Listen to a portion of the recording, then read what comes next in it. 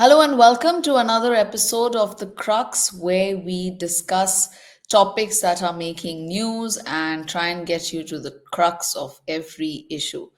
We did not think it possible. A lot of naysayers also thought it wasn't possible, but he proved us wrong. Donald Trump is back at the Oval Office, and his presidency is a mixed bag of goodies and nasties for India. Discussing this and lots more, I have with me Khair Ull Nissa Sheikh. She is the principal advisor at the World Trade Center India Services Council. Great to have you with us, Khair. Thanks for your time and joining us at the Crux. Thank you, Shatapta, for inviting me for this podcast.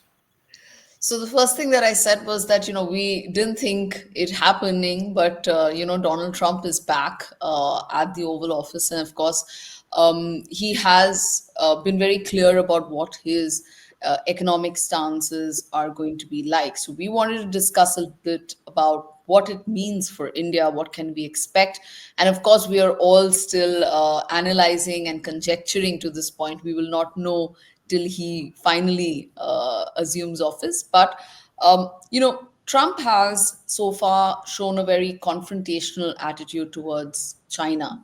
There are murmurs of a restart of the trade war that started in his first term.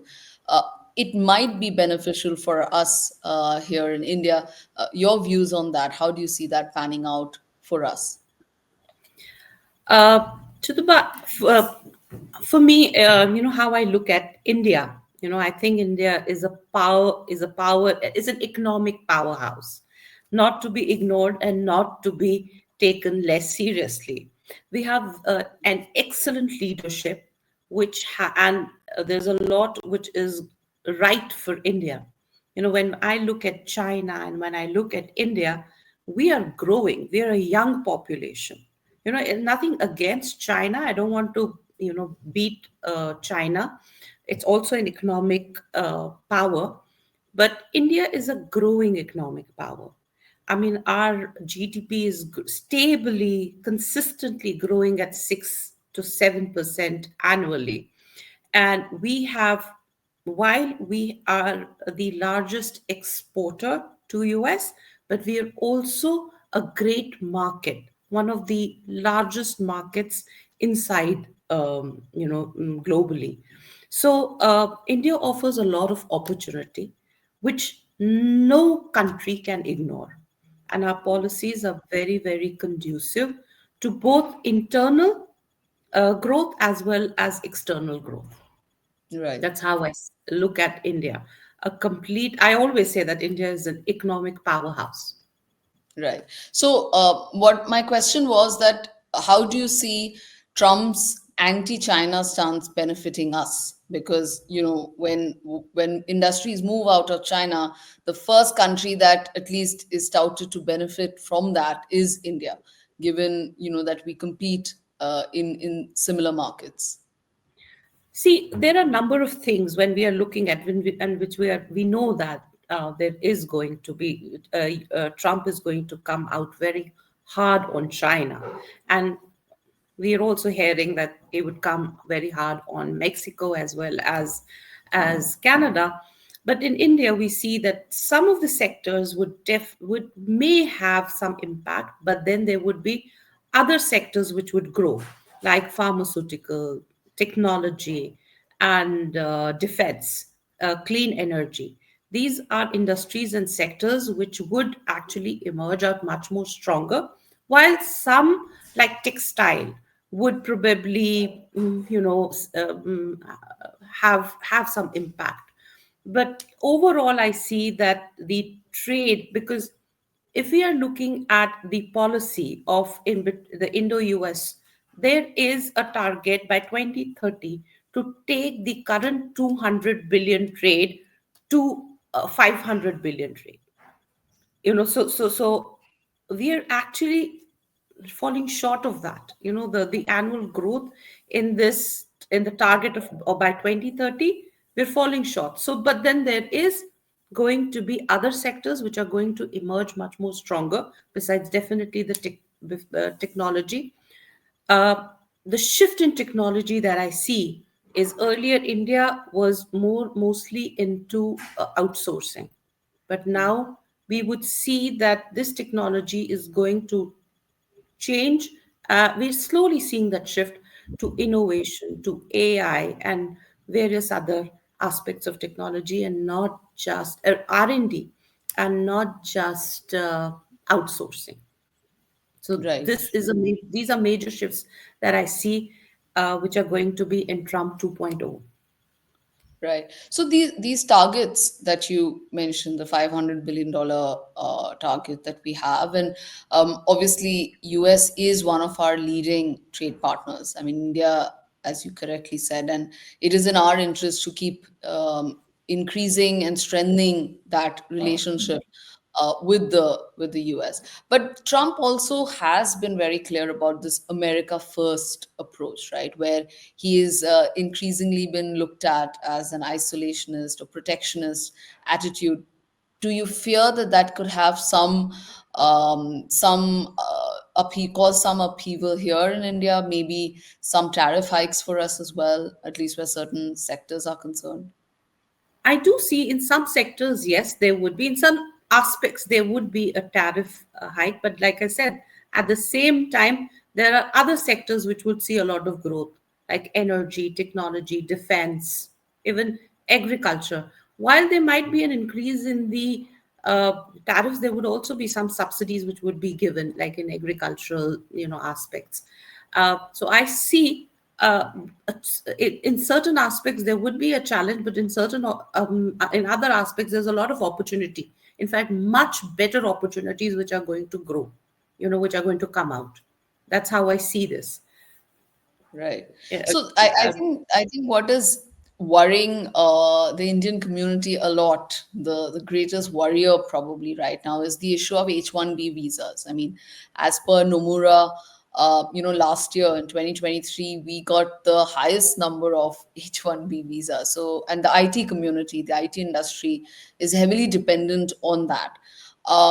What do you see as a fallout? Because this must be something that you all would also be tracking quite eagerly. we did see in Trump 100 that that H1B visa was, a great pain point between India and US. But at the same time, we see that there's a huge human capital demand in US for skilled labor, and that is something, for skilled capital. I would not say labor, I would say skilled human capital. And that is a segment that I see would, the H1B visa would actually kind of balance it out. Earlier, we saw that it was not streamlined, but now it would get streamlined, but for a very high level human capital. So a lot of skilled human talent would be in demand, and So, there I see no problem happening. And another aspect of our trade is also students. So that is right. also, and both India as well as US have this demand for this human capital, and this is one of the largest capital that India has. So I see a balancing of this policy happening, of the H1B visa. But like I said, it's going to get streamlined. Right. So, when you say high skilled human capital, then obviously IT industry is high skilled human capital. So, Technology, innovation, startups. A lot of startups would get, innovative and fintechs, and technology based hmm. companies would, and innovation driven startups would actually get, have easier access to both US as well as to India. This in fact was my next question, that where technology participation or partnerships are concerned, what are the areas that you see this could happen, where you see knowledge sharing happening and India benefiting? So you mentioned fintech, and which any other areas would you like to explain this a little more, because Edutech, it's very interesting about education. what's education, health tech. These are, very high demand sectors. In fact, we are, the World Trade Center has has a collaboration with US as well as China's largest accelerators, and their focus is on tech, that is agriculture, technology, fintech, SaaS, AI, obviously, in all of these segments, health, education. These are the three, four major sectors where we see a lot and lot of, demand and rise of, in these And therefore, technologies. technological collaborations between both countries in these sectors can be And something even that we defense, and expand. even defense for that matter, even defense. Now we see environment, so environment technology is also in great demand. But if I have to actually compare, if I have to put it in order, I would say it's fintech, edutech, AI related technology, which are in the top three segments. Right. It's interesting you mentioned clean energy earlier. You also mentioned energy now. Of course, we know that Trump is a big believer in fossil fuel industries, and there is obviously that conversation happening. But it's also heartening to know that there are many people within the American ecosystem who are also very vociferously saying that him coming back and even wanting to push fossil fuel industries does not mean that they will slow down on clean energy and other environment friendly industries that are coming up. See, for India, if I look at India, our in Trump 100, we saw that there was a huge trade which was done for LNG, the liquefied natural gas, for LNG.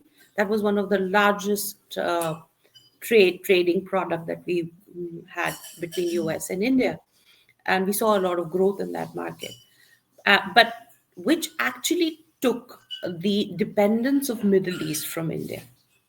You know, so how we are looking. I mean, we are looking at clean technology and renewable energy also because India has a commitment to cleaner. I mean, we are in Delhi. We know the air quality is bad. There is a huge push, and our prime minister, our leaders are very committed to clean technology, to renewable energy. So we see that that's more of a requirement internally in India that we have, and that's where we see that this is going to be one of the major, markets for us to explore with the US. Right. Very interesting. Also, in your role, market access, of course, is very important, right? I mean, for more FDI to flow into India, and we've seen the numbers have increased recently. Startups, obviously, in India are very gung ho. They are expecting a rejuvenated push. Tell us a bit about what your predictions or forecasts are where FDI inflow into the country is concerned. See, we are seeing a trend of FDI in fintech companies, because we also have, if you look at Gift City, which is an offshore, which is an special economic zone, which is focused on offshore investment. So we are seeing a lot of companies, which are wanting to invest in India and explore Indian markets, because, like I said, India is a huge market domestically as well. So there are companies which are looking at India, and they're taking the route of Gift City, and it is largely finance and technology, plus startups. Startups are easier because they're innovative. There are a lot of innovation which is happening, and that's the excess those international companies are looking at, especially the US companies are looking at. We have a huge domestic market of when we are talking about youth. So education segment is one of the great growth areas. So we are seeing in education, in education technology, not only for India but also for exports. And India is going to be a hub for not only domestic market. We have an advantage of a domestic market, but we also have an advantage of being a a continent in itself, which can actually cater to the demands of other continents. That is how India is. So, India in times to come is going to become a global hub, just like China. So, Right. and startups is one of the easiest routes that the companies, in fact, it is considered to be one of uh, the most uh, cheapest form of entering into a market, and also at the same time keeping up the pace of evolving and emerging faster. So we are seeing in fintech, we're seeing in education, we're seeing in health, we're seeing in defense. Though defense segment is not as opened up, but then we are seeing a trend where companies are looking and investing in India. And energy, definitely energy based startups. We're seeing a huge demand for them. So, obviously, taking this conversation a little wider, and we are coming towards the end of our chat, but it would be in our interest to diversify our export markets, right? I mean, the more geographies that we can tap, it would be more beneficial for us.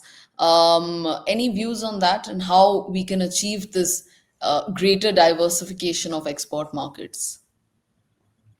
We are actually already looking at it. The challenge is, see, India is such an emerging uh, and we've got such great leadership, which is consistently looking at opportunities and facing the challenges and creating opportunities out of them. Like we see a lot of if we're looking at the India China, the trade war, so called trade war, which we are anticipating, we see that there's going to be a lot of supply chain disruption. But India has already started its own campaign of Atmanirbhar India. No dependency on any other country or any other, on anyone, but at the same time being in a position to service others. That's how how India is at the moment. And Right. we see not only US, but other markets like even China, where we would be, countering that. Not only is China supplying to us, but we are also importing and exporting to them. Not only importing from them, but we are also exporting to them. Africa is an emerging market. Middle East, our relations with these countries, Russia. Earlier we had, de- when I look at defense, when we look at defense, we only had dependence on Russia. That was our only partner. Today Yeah. we have we partnered for defense with France. We partnered with US, and not just Russia. So our dependence is actually, we're doing away with our dependencies, and that is a very, very strong, a strong leadership. That is also a very strong country, and we are building India. We're taking it on the road where India is going to be I think by 2030. I actually think that we are going to be a superpower, like not in the top three, we're going to be in the top two, where we are going to be. Like right now, we are considered to be the fifth largest economy, in the top five, but we are going to be in the top two by 2030. Wow, And this is that's uh, that's very largely, ambitious. That's it is. barely 5 years. But then I'll tell you the reason why it is, because we have a lot of strengths, and we are actually harnessing those opportunities. India is not shying away from partnering and collaborating. We are a power right now. We have a voice. We have a voice in Quad. We have a voice in Indo-Pacific Economic Treaty. We have, our policies are not only looking at, external, but they're also looking at internal. So we're strengthening both inside and outside. That's how I have the confidence that India is going to be one of the top two. I'm not even saying top five. I'm not even saying top three. I'm saying top two economies. The stability of our economy is we're consistently growing at a 6%, 6 to 7%, and that for a country in today's times is something to really boast about, and it's a right path to be taken. We are not shying away from, while we are retaining our old sectors business, but we are also evolving and emerging, coming out with emerging sectors, and coming out very strong. Like I said, renewable energy, clean technology, fintech. These are industries 10 years ago we were not even talking about. We are building a very strong hub of uh, ESDM. It was largely ruled by Taiwan. 97% of ESDM is Taiwan. But now India is slowly and consistently building up the ESDM industry. And along with the softer side, we're also building the harder side. So we are going to be, like we've already seen, Apple's interest, Tesla's interest, Amazon's interest in setting, and many other manufacturing, looking at India as becoming a which is manufacturing hub.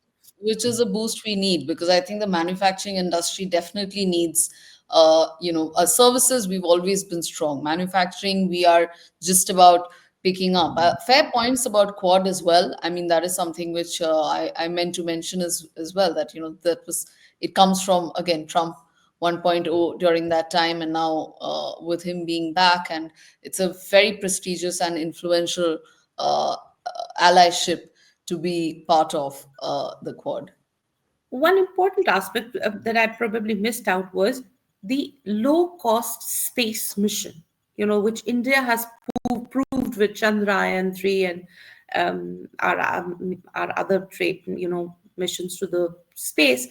I mean, that has also actually put us on a map that uh, nobody actually looked at India from a space perspective, but we have taken a lead. We are leading in that technology with low cost space missions, at a Right. fractional cost. So this has actually uh, put India on a on a map where people are, where countries are actually, or companies are looking at India as, not only as a manufacturing hub, but also as a very economical manufacturing hub.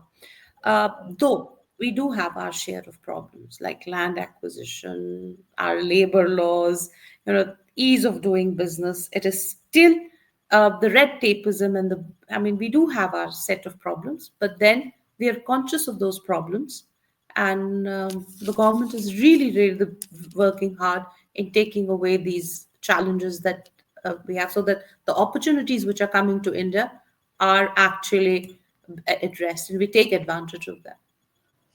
I think Absolutely. I mean, we are in a very good time. I mean, these are good times, and Trump, the relationship between the prime minister and Trump is also, the personal bonding that they have is also excellent, and true. nobody can ignore India. India is True. not a country to be ignored in any way.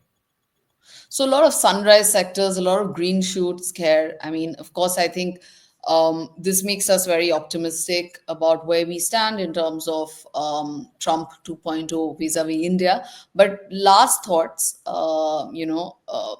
any concerns that we should also keep in mind? Of course, there are good things that we're expecting, but are there any concern areas that we should cautiously be cautiously optimistic on? See, I think the our bilateral relationship needs to become more strategic. We need to have more strategic partnership with US, and we need to leverage the economic stability for this strategic positioning. uh, we have common goals. both India and US have common goals, which are of combating terrorism, the maritime security, and promoting democratic values. We need to be, be focused on all of these and resolve our trade imbalances, which may arise, and address the immigration issues, which would be important for this strategic partnership to grow. Our youth needs to get more involved, in policy making.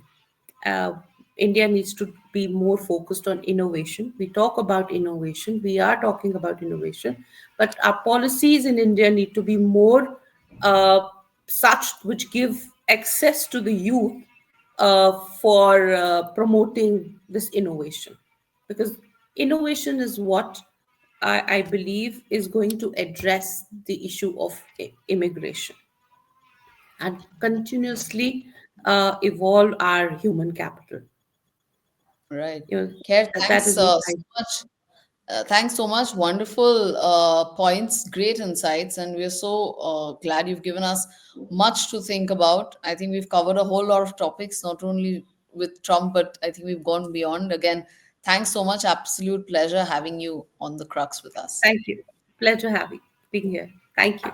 All right. Thank you again for joining us at the Crux. Here are the top takeaways. Trump's presidency could be a mixed bag, but so far looking quite positive for India. We expect technological collaborations in sectors such as fintech, health tech, edutech, agri-tech. We also see perhaps greater boost coming into our startups, and of course, India and US have a joint mission of strengthening the bilateral trade between them. So, all in all, with the anti China confrontational attitude of Trump's, India is set to gain from this new presidency.